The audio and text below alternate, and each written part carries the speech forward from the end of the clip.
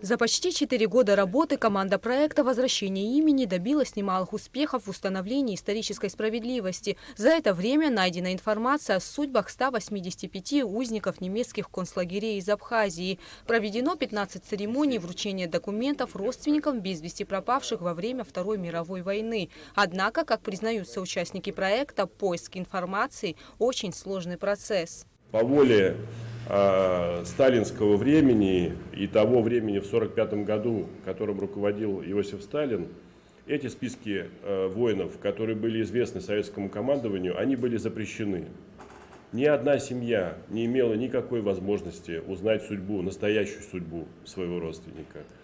Имея на руках документы немецких концлагерей, захваченных красноармейцами в боях во время освобождения различных регионов Советского Союза и стран Европы, тем не менее было принято политическое решение о том, что вот именно эта категория недостойна того, чтобы семьи узнали настоящую судьбу этих погибших солдат. О них забыли на более чем 70 лет. И только совсем недавно начался процесс открытия этих архивов.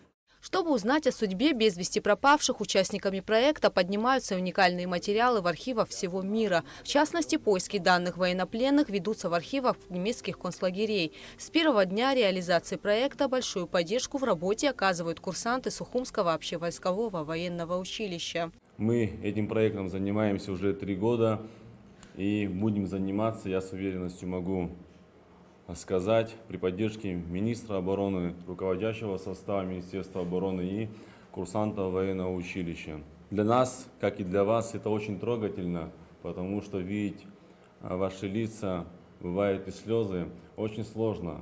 Это наша история, это наша память. К работе по поиску информации о без вести пропавших присоединились и студенты Абхазского государственного университета под руководством старшего преподавателя филологического факультета Ахры Анкваб, семьи которого также коснулась война. Его дедушка Мамед Анкваб в 1942 году стал узником немецких концлагерей. И только сейчас стало известно о его судьбе. О своих родственниках благодаря проекту «Возвращение имени» в Абхазии узнали многие. В рамках пресс-конференции документы еще 11 участников Великой Отечественной войны были вручены их семьям.